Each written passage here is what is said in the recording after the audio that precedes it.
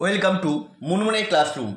আমরা করছি ক্লাস 11 প্রশ্নচিত্রার সমাধান সেট 4 পার্ট 2, যেটা তোমরা পাবে 643 ও 44 পৃষ্ঠায়।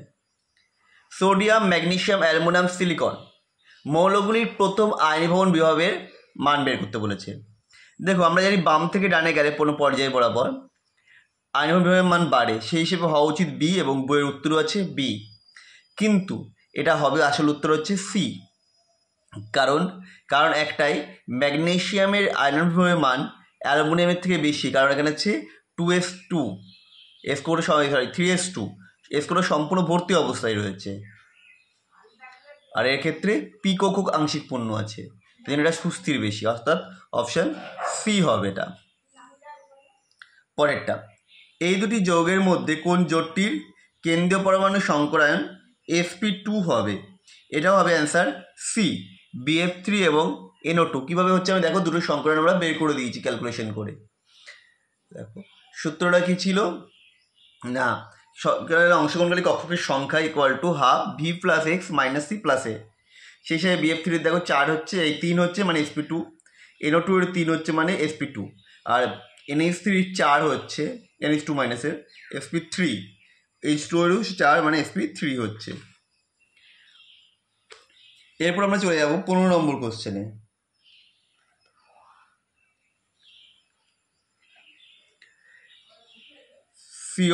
CO3 2 মাইনাস ও CO2 এর মধ্যে CO বন্ধনের সঠিক ক্রম।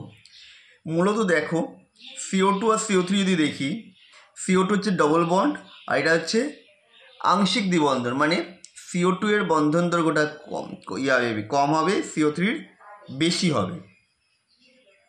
তাহলে CO3 বন্ধন দৈর্ঘ্য সব থেকে বেশি, এবং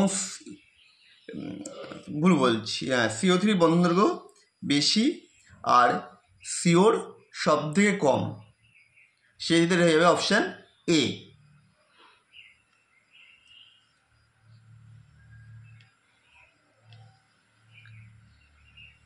নিচের কোনটির অভিলেপনে সবচেয়ে শক্তিশালী বন্ধন গঠিত হয়? এক্ষেত্রে আমরা জানি এসও হচ্ছে নিউক্লিয়াসের কাছাকাছি অবস্থান করে, ফলে যত বেশি এসের সাথে বন্ধন করবে হাইব্রিডাইজেশন হবে বা এস অভিলেপন হবে, তত শক্তিশালী বন্ধন হবে, শেষের হয়ে যাবে অপশান বি। নিচের কোনটি পরাচুম্বকীয় নয়? এটা হচ্ছে সিও হচ্ছে পরাচুম্বকীয় নয়, ডায়াম্যাগনেটিক। পরেরটা দেখো, বলেছে যে দ্বিমেরু ভ্রামকের সঠিক ক্রম।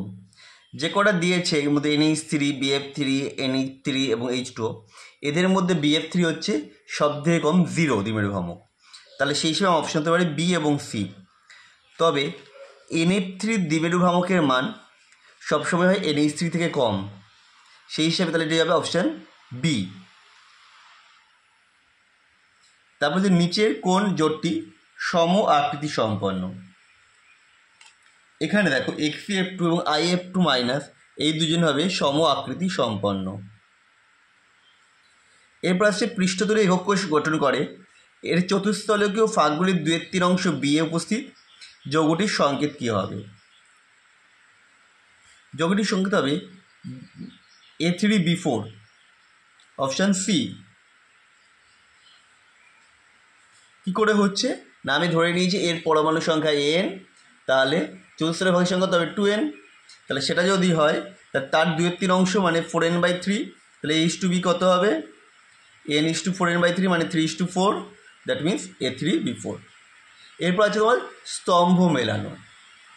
এটা তোমার হচ্ছে কঠিন থেকে দিয়েছে, কঠিন অবস্থা থেকে। অর্থরম্বিক, এটা হবে এটা এই alpha equal to beta equal to gamma 90 degree, তার মানে একেরটা হচ্ছে সি, তাহলে এটা অপশান হচ্ছে সিও হতে পারে, ডিও হতে পারে। হেক্সাগোনালটা হচ্ছে alpha equal to beta 90 degree এবং গামা 120 ডিগ্রি, তার মানে অপশান 2-এরটা হচ্ছে A, that means option C.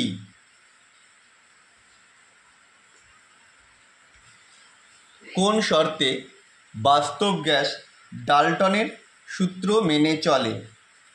এটা হবে নিম্ন চাপ উচ্চ উষ্ণতা, বাস্তব গ্যাস আদর্শ সমাধান আচরণ করে, অর্থাৎ ডাল্টনের সূত্র মেনে চলবে।